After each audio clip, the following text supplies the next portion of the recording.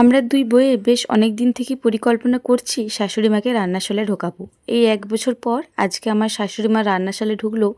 অবশেষে আজকে আমাদের দুই বউয়ের মনের ইচ্ছাটা পূরণ হলো। So hi everyone, good morning. আবার স্বাগত আমার একটি নতুন ভিডিওতে। আশা করছি সকলে খুব ভালো আছেন আর সুস্থ আছেন, আর আমরাও বেশ ভালো আছি। আজ হলো সোমবার, এখন ঘড়ির কাঁটায় সকাল ওই 6:30 মতো বাজবে। এখন থেকে আজকের ব্লগটি আমি শুরু করছি। আশা করছি আজকের ব্লগটি আপনাদের ভালো লেগে থাকবে। আজকে আমি উঠেছি মিনিমাম ওই 6:45 মতো বাজবে, ওই রকম টাইমে উঠে পরে আজকে সবার প্রথম ভয়েসটা দিয়ে দিয়েছি, তারপরে কাচাকুচোটা কমপ্লিট করে নিয়েছি।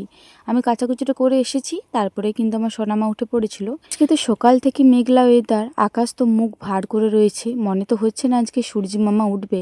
সেই কারণে বিশেষ করে কাচাকুচি করে একেবারে উপরে যে তারাগুলো রয়েছে ওইখানেই মিলে দিয়েছি, আর নিচে তারাতে মিলেনি, কারণ এখনই যদি বৃষ্টি নামিয়ে দেয় আবারও তুলতে হবে। তো যাই হোক, এদিকে সোনামাকে একটা মতো বিস্কুট দিয়েছি। ভাবলাম যে খাবে না, শুধুমাত্র হয়তো হাতে নিয়ে বসেই থাকবে, তবে দেখলাম যে না, একটু একটু করে কিন্তু বেশ ভালোই খাচ্ছে। ও কিন্তু খুব একটা বেশি চট করে মুখে কোনো জিনিস নেয় না, যতই হাতে দিই না কেন। তবে মাঝে মধ্যে কখন যে মন হয়ে যায়, যদি ও মুখের মধ্যে একটু কুড়িয়ে থাকে, তাছাড়া কিন্তু ও চট করে মুখের মধ্যে কোনো জিনিস কুড়োয় না। এদিকে সোনামায়ের খাবারটা ঠান্ডা করতে দিয়েছি, ততক্ষণকে ভাবলাম যে আমি খাবারটা খেয়ে নিই। অল্প পরিমাণে দুধ নিয়েছি, আর ওই যে 3টে মতো বিস্কুট নিয়েছিলাম, তারই একটা মতো সোনামাকে দিয়েছি, 2টো মতো মুড়িতে মাখিয়ে নিয়েছি। এই দুধ, মুড়ি আর বিস্কুট দিয়ে মাখিয়ে খেতে কিন্তু আমার বেশ ভালো লাগে। সকালের মুড়ি খাবারটা কমপ্লিট করার পরে ওইদিকে সোনামাকে খাবার খাইয়ে ড্রেস চেঞ্জ করিয়ে ক্লিনিং করিয়ে আমি গিয়েছিলাম স্নান করতে। আজকে যেহেতু বাইরে মেঘলা ওয়েদার, আর কালকে থেকেই শুনছিলাম সকলের মুখে আজকে সারাটা দিন বৃষ্টি হবে, তো সেই কারণে সকালে আর কাপড়টা চেঞ্জ করিনি, একেবারেই ভেবেছিলাম স্নান করে চলে আসবো। অনেক দিন থেকে ভাবছিলাম যে ডুব দেবো, তবে আজকে অবশেষে দিয়ে দিলাম, কারণ মাথাটা প্রচুর পরিমাণে ভারী ভারী লাগছিল, তো সেই কারণে আজকে ডুবটা দিয়ে দিলাম। বাইরে তো টিপটাপ বৃষ্টি পড়ছে, তো সেই কারণে উপরেতেই জামা প্যান্টগুলো মিলে দিলাম। তো যাই হোক, চলুন এবারে চুলটা আঁচড়িয়ে নিই। ওইদিকে দিদিভাই দেখলাম যে ভাতটা চাপিয়ে দিয়েছে, তো ততক্ষণকে আমি এইদিকে চুলটা আঁচড়িয়ে নিই, তারপরে না হয় রান্নাশালের দিকে যাওয়া যাবে। স্নান করার পর যদি চুলটা না আঁচড়াতে পাই বা চুলটা যদি না আঁচড়ায়, তাহলে যেন কেমন একটি লাগে। তবে স্নান করার পরে চুলটা আঁচড়িয়ে যখন একসাথে সিঁদুর পরি, তাহলে না দেখতে বেশ ভালো লাগে, আর মনটাও বেশ ভালো লাগে। তো কথা বলতে এখন বাচ্চা ছেলে নিয়ে খুব একটা শ্যাম্পু করা হয় না, ডুবও দেওয়া হয় না। তবে যেদিনকে ডুব দিই বা শ্যাম্পু করি, নিজেকে এতটাই হালকা লাগে কি আর বলবো। তো যাই হোক, সবার প্রথমে আমি মাথাটা ভালো করে ছাড়িয়ে নিয়েছি। কিছু কিছু জোটাও ছিল, ওই জোটাগুলো ভালো করে ছাড়িয়ে নিয়েছি। আর এদিকে অল্প পরিমাণে তেল নিয়ে নিয়েছি। আজকে তো শ্যাম্পু করেছি, তো সেই কারণে বিশেষ করে তেলটা নিয়েছি। সিঁথিতে তো এক ফোঁটাও সিঁদুর নেই, সিঁদুরটাও তুলে দিয়েছি, কারণ সিঁদুরটা অনেকটাই মোটা হয়ে গিয়েছিল, সেই কারণে তুলে নিয়েছি। আপনাদেরকে তো আগেও বলেছি যে অল্প পরিমাণে যদি তেল দিয়ে পরে এই সিঁদুরটা পরেন, তাহলে কিন্তু সিঁদুরটা বেশ ভালো মতো বসে। তাছাড়া কিন্তু শ্যাম্পু করার পরে যদি সিঁদুরটা পরা হয়, সিঁদুরটা ঝরে ঝরে পড়ে যায়। আমি কিন্তু এইভাবে পরে থাকি, আমার সিঁদুর কিন্তু একটুকুনও পড়ে না। তো যাই হোক, এইদিকে ছোটো মতো একটা টিপ পরে নিয়েছি। জানাবেন তো আমাকে বড় টিপে ভালো লাগে নাকি এই ছোটো টিপে বেশি ভালো লাগছে। এদিকে চুলের মধ্যে একটা কাংড়া উঠে নিলাম, রান্নাশালে যাবো, তো রান্নাশালে যেয়ে পরে যদি খাবারের মধ্যে চুল পড়ে যায়, তো সেই কারণে একটা মতো কাংড়াও এঁটে নিলাম। বেটু, এটা কি চুল বেঁধেছি আমি? ভালো লাগছে চুল বাঁধাটা? এদিকে তাকাও, এদিকে তাকাও। ভালো লাগছে চুল বাঁধাটা? হ্যাঁ। আর তুমি এখানে দাঁড়িয়ে কি করছো?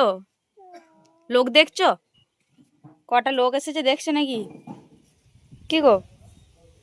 ওই ওই, এই তাকাও। কই রে? সোনামায়ের সকালেই 3টে মতো ঝুঁটি বেঁধে দিয়েছি, ও কিন্তু ভীষণ আনন্দ পেয়েছে। এখন তো ওর ভাই দুদিকে ঝুঁটি বেঁধে থাকে, তো প্রত্যেক দিন বলে আমার চুল বেঁধে দেবে। আজকে 3টে মতো ঝুঁটি বেঁধে দিয়েছি, ও ভীষণ আনন্দ পাচ্ছে। চলো ঘর দিকে চলো, চলো বাবা। না নয়, এখানে দাঁড়িয়ে কি করবে তুমি?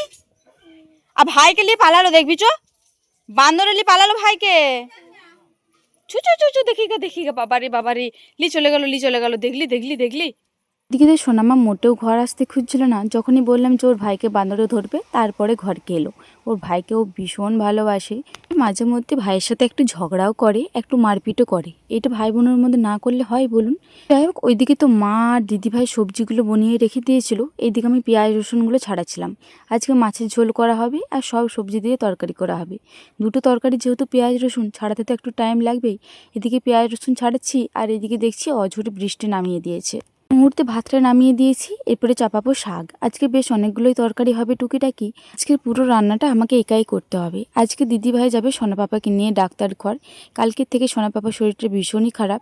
এই কিছুদিনই হলো সোনা পাপার শরীরটা খারাপ, তবে কালকে থেকে একটু বেশি পরিমাণেই খারাপ। কালকে থেকে প্রচুর পরিমাণে জ্বর আসছে, বারকে বার 102 101 জ্বর আসছে, আর প্রচুর পরিমাণে বমি করছে।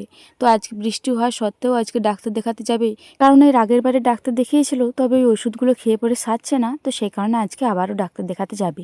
যাই হোক, আজকে এই শাকটা করছি আমি কলমি শাক। তো কলমি শাকটা একেবারে কষিয়েই বসে দিচ্ছি। তেলের মধ্যে পরিমাণ মতো জিরে আর একটা মতো কাঁচা লঙ্কার ফোড়ন দিলাম। তারপরে তেলের মধ্যে দিয়ে দিলাম রসুন থেতোটা করা ছিল। রসুনটা একটু ভাজা ভাজা হয়ে আসার পরেই শাকটা দিয়ে দিলাম। শাকটা দেওয়ার পরে পরিমাণ মতো নুন আর চিনি দিয়ে ভালো করে নাড়াচাড়া করে পরে ওইদিকে ঢাকা দিয়ে দিয়েছি। আর ওই যে প্রথমে যে বড়িগুলো ভেজে তুলে রাখলাম, এগুলো এই মুহূর্তে গুঁড়িয়ে নিচ্ছি। শাকটা হতে বেশিক্ষণ টাইম লাগবে না। এই কলমি শাক বলুন, পুনকো শাক বলুন, এই শাকগুলো হতে কিন্তু খুব একটা বেশি টাইম লাগে না। এই যে দেখুন, বড়িগুলো ভাঙতে ভাঙতে এইদিকে আমার শাকটা হয়ে গিয়েছে। হয়তো এই কলমি শাকের ডাঁটিগুলো কচি ভেবে দিয়েছিল, তবে এই কলমি শাকের ডাঁটিগুলো আর সেদ্ধ হয়নি জানেন তো, ওগুলো একটু মোটা মোটাই রয়ে গিয়েছে। তো যাই হোক, এই মুহূর্তে আমি বড়িটা দিয়ে পরে একটু নাড়াচাড়া করে পরেই নামিয়ে দিলাম। এখন ঘড়ির কাটায় ওই 9টা মতো বাজবে, আর একটু হোক, তারপরে না হয় সোনামাকে ঘুম পাড়াতে যাব। ততক্ষণকে আমি এইদিকে সবজিটা ভেজে নিই। আজকে সব সবজি দিয়ে তরকারি করা হবে। ওই সব সবজি একেবারেই দিয়ে দিয়েছি, অল্প পরিমাণে তেল দিয়ে দিয়েছি। তারপরে সবজিগুলো দিয়ে পরিমাণ মতো নুন আর হলুদ দিয়ে একটু ভালো করে নাড়াচাড়া করে পরে ঢাকা চাপা দিয়ে এই যে ভেজে নিয়েছি। যখন দিয়েছিলাম তখন বেশ অনেকগুলো সবজি লাগছিল। সবজিগুলো ভেজে নেওয়ার পরে পরিমাণটা কিন্তু বেশ অনেকটাই কমে গিয়েছে। তবে আজকে খুব একটা বেশি লোকজন খাবে না। আজকে বাইরে তো কেউই খাবে না, আর আমরা বাড়িতে রয়েছি 5 জন সদস্য। যাই হোক, এদিকে আমার সবজিটা ভাজা হয়ে গিয়েছে। সবজি ভাজাটা নামাই, তারপরে ওইদিকে সোনামাকে ঘুম পাড়াবো। তারপরে আবারও না হয় এসে পরে রান্না চাপাবো। এদিকে সোনামাকে ঘুম পাড়িয়ে এসে এইদিকে আমি রান্নাটা আবারও চাপিয়ে দিয়েছি। সবার প্রথম মাছগুলো ভেজে নিচ্ছি। এদিনকে তো দেখেছিলেন 2 কৌটো মতো মাছ ছিল, তার কিছুটা ভেজেছিলাম আর কিছুটা আবারও ফ্রিজে রেখে দিয়েছিলাম। তবে এগুলো আর রাখবো না জানেন তো, আজকে এগুলো শেষ করে দেবো। এই যে মুড়োগুলো রয়েছে, এগুলো ভাবছি একটু তেঁতুল দিয়ে টক করে দেবো। আর কটা মতো পিস রয়েছে, ওই পিসগুলোর একটু পাতলা করে ঝোল করব। আজকে আমাদের একটা রয়েছে বিয়ে বাড়ি, তো আমার শাশুড়ি মায়ের যাওয়ার কথা ছিল, তবে এই যে সোনা পাপার শরীর খারাপ, বাইরে বৃষ্টিও পড়ছে, তো সেই কারণে শাশুড়ি মা আর গেল না। তো সেই কারণে আজকে শাশুড়ি মা বাড়িতেই রয়েছে। আর আমাদের 2 জায়ের অনেক দিনের ইচ্ছে যে শাশুড়ি মায়ের হাতে পাতলা মাছের ঝোল খাবো।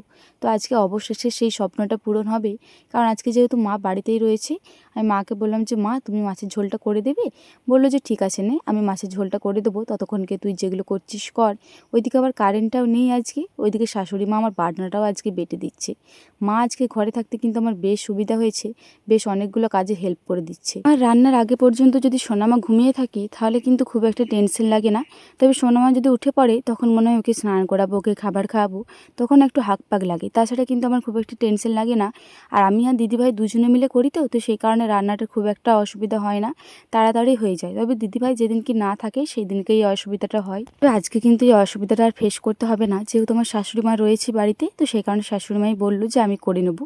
তো যাই হোক, ওইদিকে শাশুড়ি মা ততক্ষণকে বাটনাটা বাটুক, এদিকে আমি ততক্ষণকে সোনামা যতক্ষণ না উঠছে আমি ততক্ষণকে রান্নাটা কমপ্লিট করি। তো যাই হোক, ওইদিকে মাছটা ভেজে পড়ে বাবা বেশ অনেকটা পরিমাণে ম্যাচ নিয়েছিল, ওই ম্যাচটারও বড়া তুলে রেখে দিলাম। এটা কিন্তু আমাদের নিজের ম্যাচ নয়, এটা বাবা আজকে বাজার গিয়েছিল, বাজার থেকেই ম্যাচটা কিনে এনেছে। বাবা বলছে ম্যাচের বড়া কর, ম্যাচের বড়া খেতে কিন্তু বেশ ভালো লাগছে। তো যাই হোক, এবারে আমি মাছের টকটাও চাপিয়ে দিলাম। অল্প পরিমাণে তেলের মধ্যে 5 ফোড়ন লঙ্কার ফোড়ন দিলাম, তারপরে তেঁতুলের পাল্পটা দিয়ে পরে অল্প পরিমাণে নুন আর হলুদ দিয়ে পরে পরিমাণ মতো চিনি দিয়ে দিয়েছি। পাল্পটা একটু ফুটে আসার পরে এই যে মাছগুলো দিয়ে দিচ্ছি। মাছগুলো দেওয়ার পরেও মিনিমাম 3 থেকে 4 মিনিট মতো ফুটিয়ে নেব, যাতে এই মাছগুলোর মধ্যে একটু তেঁতুলের পাল্পটা ঢুকে। তাছাড়া কিন্তু মাছগুলো খেতে ভালো লাগবে না টকের, তো সেই কারণে 3 থেকে 4 মিনিট মতো ফুটিয়ে নিয়েছি। এই যে এই মুহূর্তে কিন্তু বেশ চুটচুটে হয়ে গিয়েছে। এই তেঁতুল দিয়ে মাছের টক খেতে আমার তো কিন্তু বেশ ভালো লাগে। যাই হোক, এদিকে মাছের টকটা নামিয়ে এরপর আমি চাপিয়ে দেবো সবজির তরকারিটা। এখনো পর্যন্ত কিন্তু সোনামা ওঠেনি, এই কারণে আমি বিশেষ করে নিশ্চিন্তভাবে একদম কাজ করতে পারছি। তো যাই হোক, এদিকে তেলের মধ্যে অল্প পরিমাণে জিরে আর একটা মতো কাঁচা লঙ্কার ফোড়ন দিলাম। আজকে ভাবছি এই সবজির তরকারিটা সোনামাকেও খাইয়ে দেবো। তো যাই হোক, তেলের মধ্যে দিয়ে দিয়েছি পরিমাণ মতো পেঁয়াজ, তারপরে দিয়ে দিলাম রসুন থেতোটা। রসুনটা হালকা ভাজা ভাজা হয়ে আসার পরে দিয়ে দিলাম একটা মতো টমেটো। আজকে ওই যে বললাম না যে বাবা বাজার গিয়েছিল, বাজার থেকে বেশ অনেকগুলো টমেটো এনেছি, 2টো মতো কেটেছি, একটা ঝোলটার জন্য একটা তরকারিটার জন্য। এদিকে তো মশলাটা কষাচ্ছিলাম, তখনই আমার সোনামা উঠে পড়েছিল। তো মা বললো ঠিক আছে, তুই না হয় সোনামাকে স্নান আরে করাগা, আমি না হয় বাদ বাকি তরকারিগুলো করে দিচ্ছি। তরকারির মধ্যে এই সবজি তরকারিটা রয়েছে আর মাছের ঝোলটা রয়েছে। আজকে কিন্তু মাছের ঝোলটা পেঁপে দিয়ে করা হবে। আমার শাশুড়ি মা এই পেঁপে দিয়ে পাতলা মাছের ঝোল কিন্তু বেশ ভালো করে। দিন তো আমরা নিজের হাতে রেঁধে পরে খাই, তবে একদিন দুদিন যদি অন্য কারোর হাতে রান্না খায় তাহলে কিন্তু সেদিনে ভাতটা একটু বেশি পরিমাণেই খাওয়া হয়ে যায়। তো যাই হোক, এদিকে শাশুড়ি মা যখন রান্না করছে করুক, ততক্ষণকে এই যে আমার সোনা পাখিটা উঠে পড়েছে। এই সোনা পাখিটা স্নান করায়, খাবার খাওয়াই, তাই করতে করতেই দেখুন আমার টাইম পেরিয়ে যাবে। ওকে স্নান করাতে তো খুব একটা বেশি টাইম লাগে না, তবে খাবার খাওয়াতে আমার মিনিমাম 1 ঘন্টা মতো টাইম লেগে যায়। আর এই যে দেখুন, আজকে ও উঠেই আমাকে পেয়েছে, আর ওকে আমি অনেক আদর করেছি, সেই কারণে কতটা পরিমাণে হাসি দেখুন। তবে অন্যদিনকে যদি রান্না তাড়াতাড়ি থাকে সেই দিনকে খুব একটা বেশি আদর করতে পারে না। উঠে পরে একটুখানি আদর করি, তারপরেই বস করিয়ে দিই, তবে সেদিনকে কিন্তু মুখটা একটু ভারী হয়ে থাকে। আজকে বেশ অনেকক্ষণ আদর করেছি, তো সেই কারণেও কিন্তু ভীষণ খুশি। তো যাই হোক, চলুন ওকে চানটা করিয়ে দিই। এখন ঘড়ির কাঁটায় ওই দুপুর 1টা মতো বাজবে। এই মুহূর্তে আমি দুপুরের খাবারটা খেতে বসেছি। এই মুহূর্তে দিদিভাইয়ারে চলে এসেছি, তবে দুঃখজনক ব্যাপার, আজকে কিন্তু ডাক্তারবাবু আসেনি। ওরা ফোন করে গিয়েছিল, বলেছিল যে আসবে, তবে যেয়ে পরে আবার বলছে যে বৃষ্টির কারণে আসতে পারেনি। দিদিভাই দাদাভাই তো ভিজেছে, তবে ওই সোনা পাপার জন্য একটু বেশি মনটা খারাপ লাগছে, জানেন তো, বাচ্চারাও ভিজে ভিজে বাড়ি এসেছে। যাই হোক, আজকে তো দুপুরের মেনুর মধ্যে বেশ অনেক তরকারি রয়েছে, শাক ভাজা, সবজি দিয়ে তরকারি, মাছের বড়া, মাছের ঝোল আর মাছের টক। কিন্তু দুপুরের খাবারটা একদম পুরো জমে ক্ষীর হয়েছিল, বেশ তৃপ্তি সহকারে খেয়েছি কিন্তু।